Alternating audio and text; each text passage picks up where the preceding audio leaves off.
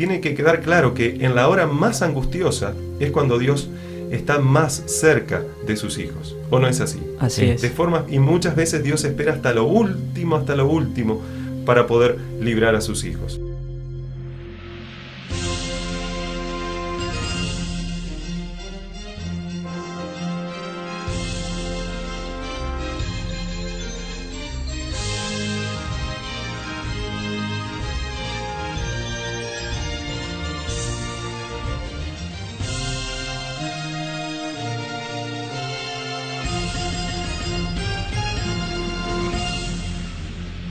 Buenas tardes, mis amigos, bienvenidos a otro programa de Presentando la Verdad aquí en Radio Reconquista. Estamos transmitiendo desde 1220 AM desde la ciudad de Rivera y como ustedes saben estamos saliendo todos los lunes, miércoles y viernes de 15 a 15:30 horas y hoy lógicamente por ser viernes estamos transmitiendo en lo posible en vivo desde los estudios de aquí de la radio para compartir con ustedes los grandes temas que aparecen en la palabra de Dios. Bienvenidos como siempre, les digo, Esteban y Pablo. Buenas tardes, pastor. Buenas tardes, pastor. Estamos, como ustedes saben, amigos, estudiando especialmente temas de profecías, especialmente hemos empezado a estudiar las últimas semanas. Recuerden, amigos, también que pueden ver estos programas accediendo al canal de YouTube llamado Presentando la Verdad. Desde hace incluso unas 2 semanas que hemos estado comenzando a estudiar este tema de las profecías, especialmente relacionadas con el libro de Daniel. Recuerden que dentro de poco tiempo vamos a seguir estudiando profecías, pero en este caso relacionadas con el libro de Apocalipsis. En el último programa hemos enseñado acerca de lo que la Biblia enseña sobre Daniel capítulo 3. ¿Se acuerdan de qué se trataba Daniel capítulo 3 en algunas poquitas palabras? Sobre el gran sueño de que tuvo el rey Nabucodonosor. No, Daniel capítulo 3. Daniel capítulo 2 es la estatua de Nabucodonosor. Daniel capítulo 3, ¿de qué se trata? Daniel capítulo 3 se trata de cuando sus amigos fueron llevados al horno de fuego ardiente. Muy bien, debemos estar bien atentos. La segunda estatua, esta es la segunda estatua que el rey Nabucodonosor mandó a hacer en su nombre. Bien, tenemos una primera estatua que es la que él soñó, que Dios le mandó ese sueño y le dio también el sueño y la interpretación a través de su siervo Daniel, que era siervo del Dios Altísimo y también siervo de Nabucodonosor. Y en Daniel capítulo 3, que empezamos a estudiar el otro día, se habla acerca de la fidelidad de los amigos de Daniel cuando ellos fueron echados a un horno de fuego.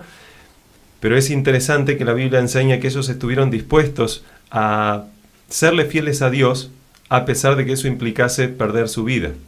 Ahora vamos por parte y vamos a repasar algunas cosas porque hoy vamos a culminar con Daniel capítulo 3 y para el lunes que viene vamos a empezar ya con Daniel capítulo 4. Recuerden, amigos, que lo que estábamos estudiando mostraba que Nabucodonosor tuvo un sueño y ese sueño aparece en Daniel capítulo 2. No quedó contento, evidentemente, Nabucodonosor con ese sueño que había tenido donde Dios le mostraba que Babilonia no iba a ser un reino que permaneciese para siempre, sino que después de Babilonia vendría otro reino que es el reino medo-persa. Los medos y los persas, luego otro más, el griego, luego otro más, el imperio romano, y luego otro más. La Biblia enseña un reino dividido, que son los tiempos actuales, los tiempos de la Europa dividida, y luego vendría el reino eterno de Cristo. Ahora, recuerden entonces, tú lo estabas mencionando, Esteban, también, en Daniel capítulo 3, ¿qué mandó construir Nabucodonosor? Especialmente para los amigos que no pudieron escuchar el programa anterior, estamos repasando aquí y luego vamos a avanzar. Una gran estatua de oro, prácticamente una imagen de él mismo, pero de oro. Muy interesante, una estatua de oro que él había mandado construir y que se tenía que adorar a esa estatua, arrodillarse y adorar. En Daniel capítulo 3, en el versículo 1, el rey Nabucodonosor hizo una estatua de oro cuya altura era de 60 codos, dice la Biblia, y su anchura de 6 codos. La levantó en el campo de Dura, en la provincia de Babilonia. Ahora, acuérdense que un codo era prácticamente la longitud de un codo de hombre, esto es aproximadamente 45, 50 centímetros, y entonces si hacemos un cálculo, esta estatua era gigante, era de 30 metros de altura. Ahora, este rey Nabucodonosor, de acuerdo al versículo 5, dijo que al sonido de los instrumentos musicales que habían sido preparados para esta oportunidad, las personas se tenían que postrar y adorar la estatua de oro que el rey Nabucodonosor había mandado hacer. Ahora, ¿qué pasaba si alguien no se arrodillaba y no adoraba la estatua? Pablo, ¿te acuerdas qué pasaba? Iba a ser muerto. Iba a ser muerto. Dice la Biblia, y cualquiera que no se postre y adore, inmediatamente será echado. ¿Cómo iba a ser muerto? Dentro de un horno de fuego. Dentro de un horno de fuego. Y una de las cosas que se iba a hacer con ese horno era quitarle la vida a todos los seres humanos que no adorasen a la imagen que el rey Nabucodonosor había mandado construir en Babilonia. Entonces, es interesante que cuando se escuchó entonces la música de todos estos instrumentos musicales, las personas que estaban ahí presentes, ¿se arrodillaron, sí o no? Casi todos sí. Sí, las personas prácticamente que estaban ahí presentes, casi todos, como tú mencionaste, se arrodillaron. Realmente en el versículo 7 dice que todos los pueblos y naciones y lenguas se postraron y adoraron la estatua de oro que el rey Nabucodonosor había levantado. Esteban, ¿quiénes no se arrodillaron para adorar esa estatua? Los amigos de Daniel, Sadrach, Mesach y Abednego. Muy bien, esos tres amigos de Daniel, Sadrach, Mesach y Abednego, no se arrodillaron para adorar esa estatua. Ahora, la pregunta inmediata del por qué no se arrodillaron, también la enseña la Biblia. La Biblia dice que no se arrodillaron porque ellos eran fieles a Dios. Pregunto, ¿ellos eran hebreos, sí o no? Sí. Sí. ¿Ellos eran del pueblo de Dios, sí o no? Sí. ¿El pueblo de Dios no había recibido mandamientos claros acerca de las cosas que debían hacer y las cosas que no? Sí. Sí. ¿Adorar imágenes estaba dentro de las cosas que debían hacer? No. Sí. Sí, prácticamente no deberían adorar imágenes. ¿Adorar imágenes estaban dentro de las cosas que debían hacer? No, No. ahí Ahora sí. sí. Ahí sí. Entonces fíjense que la Biblia enseña incluso en el capítulo 20 de Éxodo, el versículo 4, acerca de que no había que adorar imágenes. Y hemos leído esto, y esto se conoce como el segundo mandamiento de la ley de Dios, donde dice en el versículo 4 de Éxodo 20, no te harás imagen ni ninguna semejanza de lo que esté arriba en el cielo, ni abajo en la tierra, ni en las aguas debajo de la tierra, ni te inclinarás a ellas, ni las honrarás.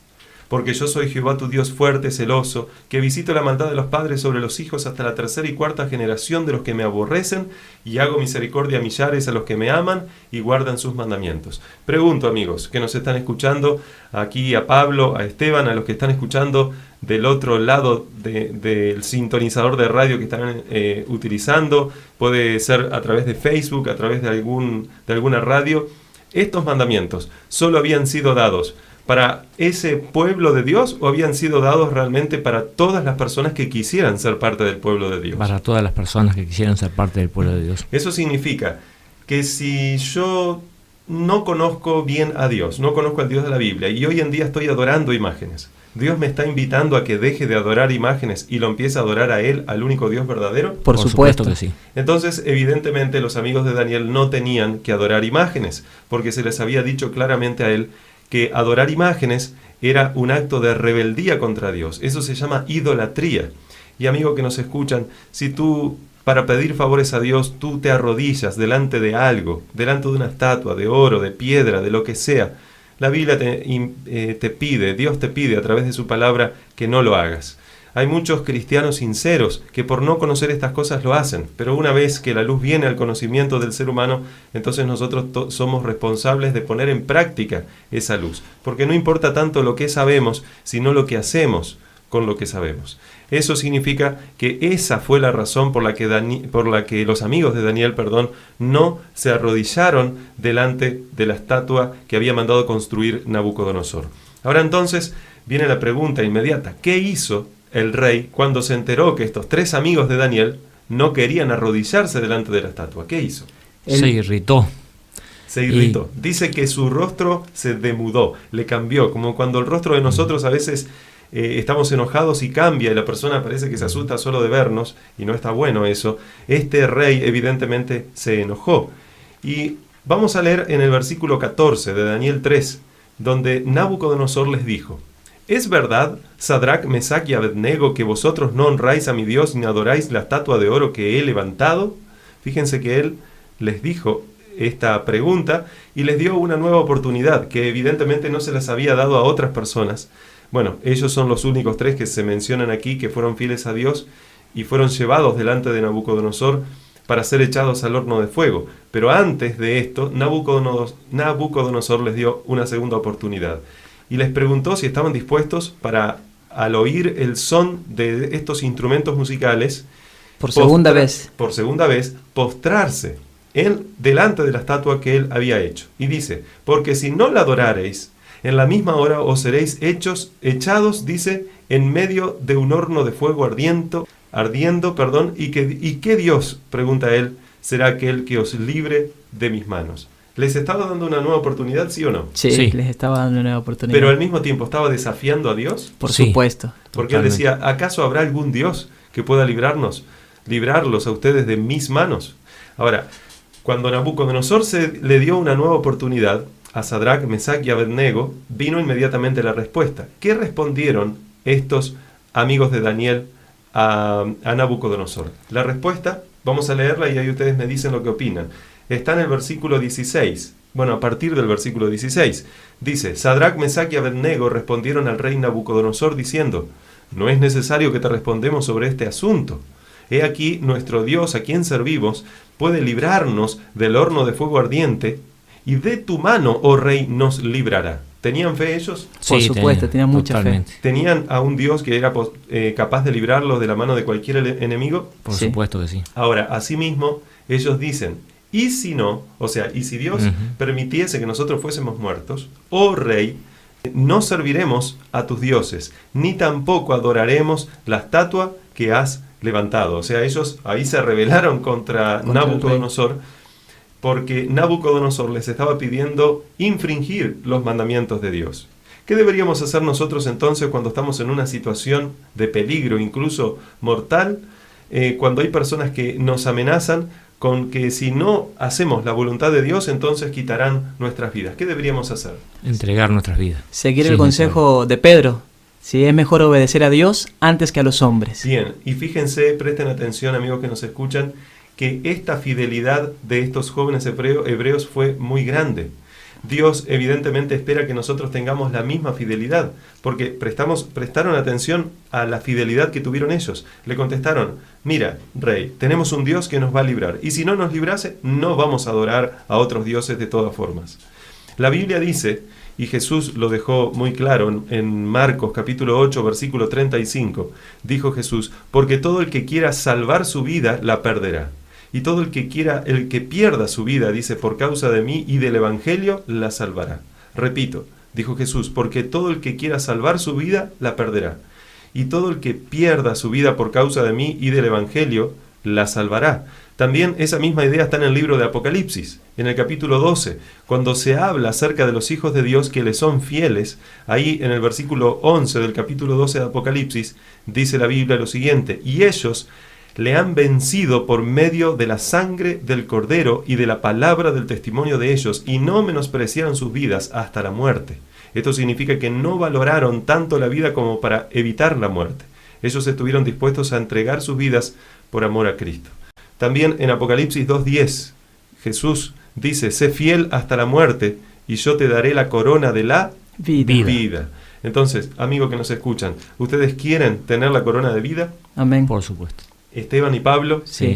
Entonces tenemos que serle fieles a Dios hasta la muerte, así como fueron fieles estos tres jóvenes hebreos. Así de fieles como fueron estos amigos de Daniel, tenemos que ser nosotros.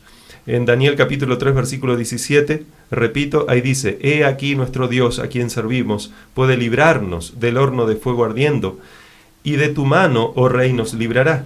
Y si no, sepas, oh rey, que no serviremos a tus dioses, ni tampoco adoraremos a la estatua que has levantado.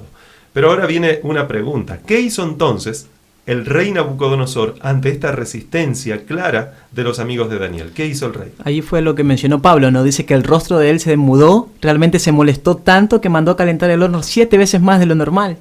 Bien, él mandó, pero pregunto, calentando un horno 7 veces más de lo normal, ¿aumenta capaz el sufrimiento de la persona? ¿O realmente el fuego es el mismo? el fuego es el mismo y por otro lado la persona, asumo yo, morirá más rápido? seguro. Creo que lo consume más rápido. Ajá. Lo consume más rápido. ¿Qué sería, si tú quieres hacer sufrir a una persona, se supone que ese fuego deberías hacer que no fuera tan intenso, que vaya haciendo sufrir de a poco a la persona? Qué terrible pensar que estas cosas eran algunos métodos de torturas que se utilizaban antes. Pero el rey, no por misericordia a ellos, mandó calentar el horno 7 veces más. evidentemente él sabía que hay un Dios en los cielos que revela los misterios y que le reveló el sueño en el capítulo 2 del libro de Daniel, que podía llegar a librar a estos amigos de Daniel. Entonces dice el versículo 20, y mandó a hombres muy vigorosos que tenían su ejército. Fíjense, el horno estaba calentado 7 veces más, hombres valientes tenían que ser capaces de aproximarse a ese horno. Y dice, y que atasen a Sadrach, Mesach y Abednego para echarlos en el horno de fuego. Entonces dice luego que fueron echados con sus turbantes, con sus vestidos, con sus calzados, con sus mantos. Y luego dice que como la orden del rey era premiante y lo habían calentado mucho, la llama de fuego mató a aquellos hombres que habían alzado los amigos de Daniel para arrojarlos al horno de fuego. Y estos 3 varones, luego dice, Sadrach, Mesach y Abednego cayeron atados dentro del horno de fuego ardiente. ¿Se comprendió? O sea, evidentemente estos hombres valerosos, estos hombres fuertes del ejército, fueron muertos por causa de la llama que salió, y los amigos de Daniel cayeron en el horno, y aquí viene el clímax, se podría decir, de esta historia. Tú, Esteban, querías mencionar le quería hacer una pregunta, pastor. ¿Por qué lo ató? ¿Qué quería hacer el rey? ¿Que ellos no se escaparan, que no se movieran, que no corrieran, que no intentaran escapar? Bien, la Biblia no enseña del por qué los ató. Es muy probable que sea por lo que estás diciendo. O sea, para evitar que se rebelasen y empezasen quizás a la fuerza a tratar de liberarse, aunque ellos no se iban a liberar evidentemente de esa forma, él por las dudas evidentemente los ató. Pablo, ibas a decir algo. ¿Por qué los jóvenes no murieron en el momento de que fueron tirados al horno? Puesto que los hombres vigorosos también ya habían muerto, ¿no? Bien, ahí viene el clímax de la historia. El clímax viene en el versículo 24, y ahí vamos a responder a esa pregunta. Dice en el versículo 24 de Daniel capítulo 3, entonces el rey Nabucodonosor se espantó y se levantó apresuradamente y dijo a los de su consejo, ¿no echaron a 3 varones atados dentro del fuego? Ellos respondieron al rey, ¿es verdad, oh rey? Y él le dijo, he aquí yo veo 4 varones sueltos, que se pasean en el medio del fuego sin sufrir ningún daño, y el aspecto del cuarto es semejante al Hijo de los dioses. Entonces, dice la Biblia, Nabucodonosor se acercó a la puerta del horno de fuego ardiendo, y dijo, Sadrach, Mesach y Abednego, siervos del Dios Altísimo, salid y venid. Entonces Sadrach, Mesach y Abednego salieron del medio del fuego, y se juntaron los sátrapas, los gobernantes, los capitanes y los consejeros del rey para mirar a estos jóvenes, como el fuego no había tenido poder alguno sobre sus cuerpos, ni aún sobre el cabello de sus cabezas. Y es interesante que la Biblia dice que aún nuestros cabellos están contados por Dios.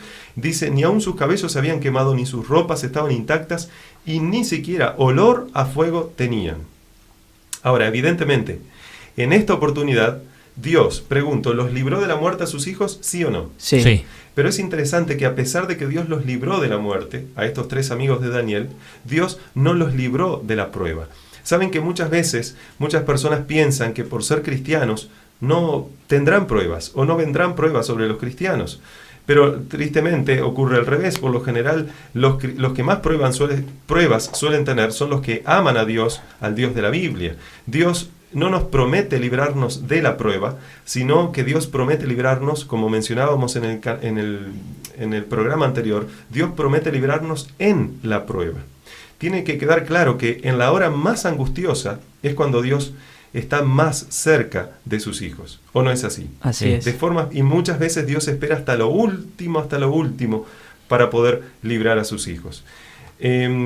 Ustedes saben, amigos que nos escuchan, ustedes seguramente conocen, muchos de ustedes conocerán ese famoso poema llamado Huellas. Yo no voy a decir todo el poema ahora, pero este poema es interesante, que cuenta de una persona que iba caminando junto a Jesús sobre la arena, y a medida que iban caminando, cada uno iba dejando un par de huellas.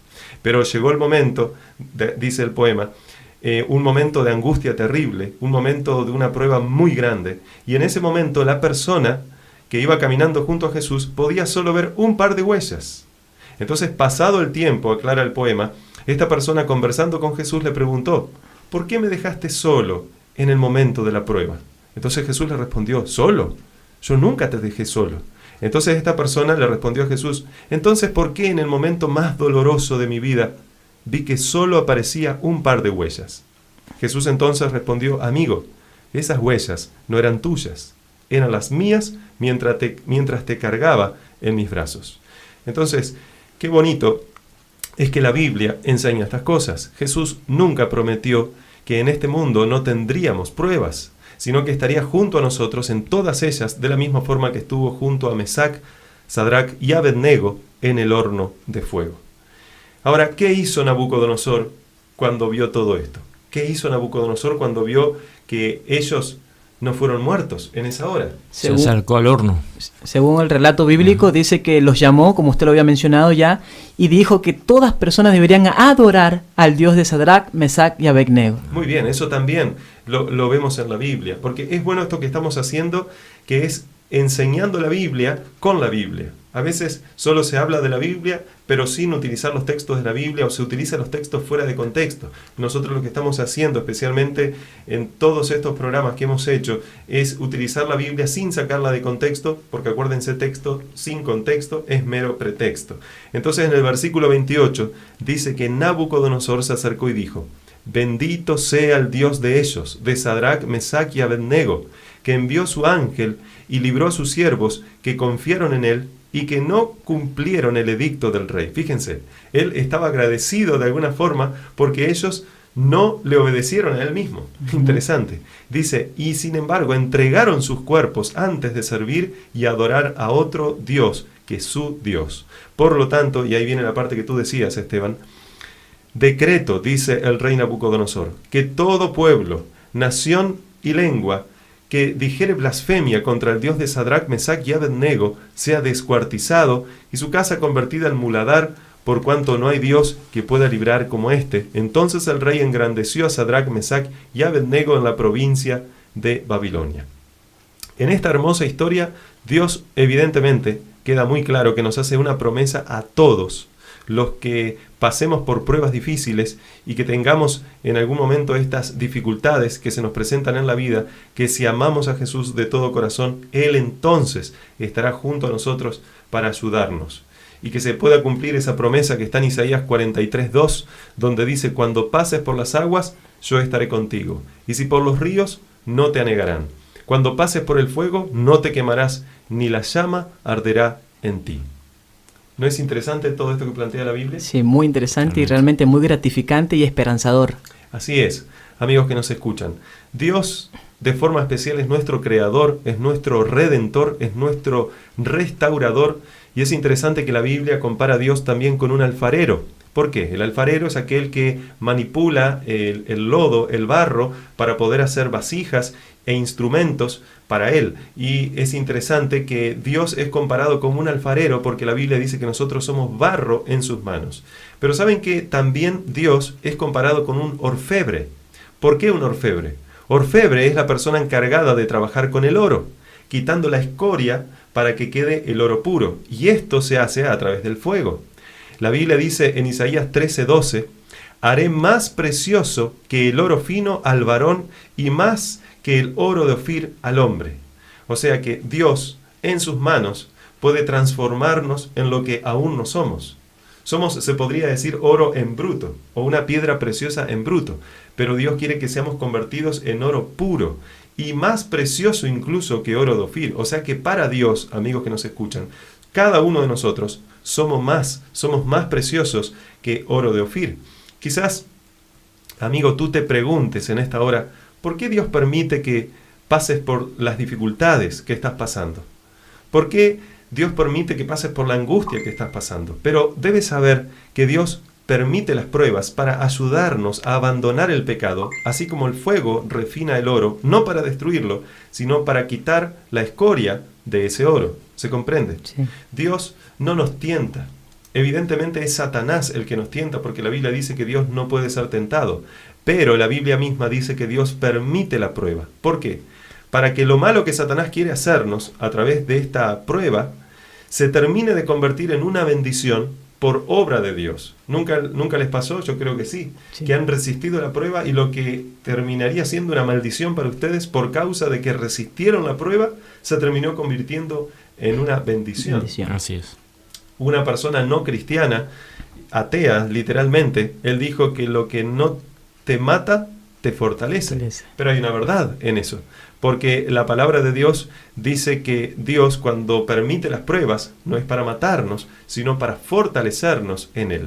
Por eso, la Biblia dice en Santiago capítulo 1, versículo 2, hermanos míos, tened por sumo gozo cuando os halléis en diversas pruebas. ¿Quién puede estar gozoso en el medio de una prueba? Nadie. Solo aquella persona, lógicamente. Lógicamente nadie, porque uno está triste, pero al mismo tiempo dice la Biblia que nuestro gozo no tiene que basarse en la circunstancia que nos rodea. Nuestro gozo tiene que ser permanente.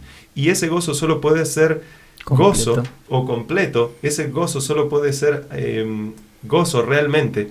Esa persona solo puede tener gozo cuando esa persona ama a Cristo Jesús. Por eso dice, hermanos, tened por sumo gozo cuando os halléis en diversas pruebas. Y quiero culminar, amigos que nos escuchan, con unas palabras que dijo Jesús que aparecen en el Sermón del Monte, el famoso Sermón del Monte, que se conoce, hay una parte del Sermón del Monte que aparecen 9 aspectos que Jesús enseña que se conocen como las bienaventuranzas, que realmente se podría decir que son más de 9, lógicamente, pero las últimas 2 que menciona Jesús dice lo siguiente, Mateo capítulo 5, versículo 10. Ahí Jesús dice, bienaventurados los que padecen persecución por causa de la justicia, porque de ellos es el reino de los cielos. O sea que amén, si a ti por eso. y a mí, amigos que nos escuchan, nos persiguen por amor de Cristo. O sea, no porque ellos aman a Cristo, sino porque nosotros amamos a Cristo.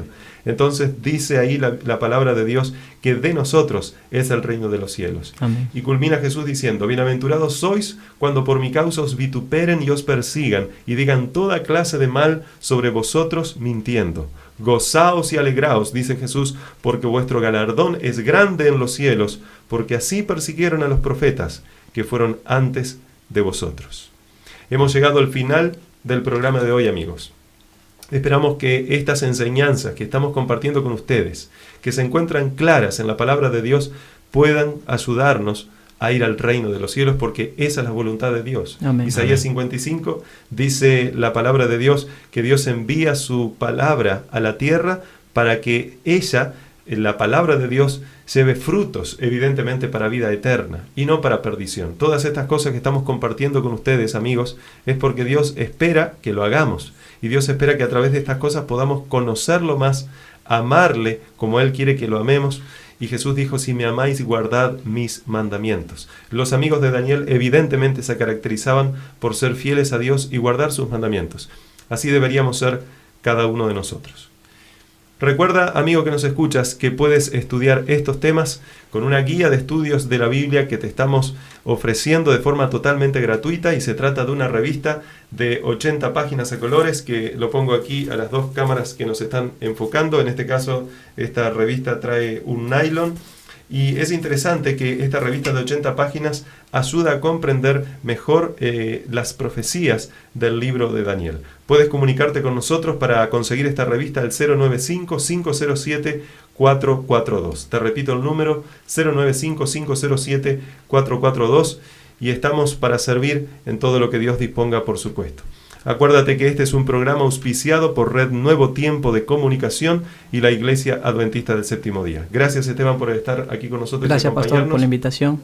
Y gracias, Pablo, también. Muchas gracias también por estar. Nos estamos viendo entonces, amigos que nos escuchan, el próximo lunes a las 3 de la tarde en otro programa de Presentando la Verdad.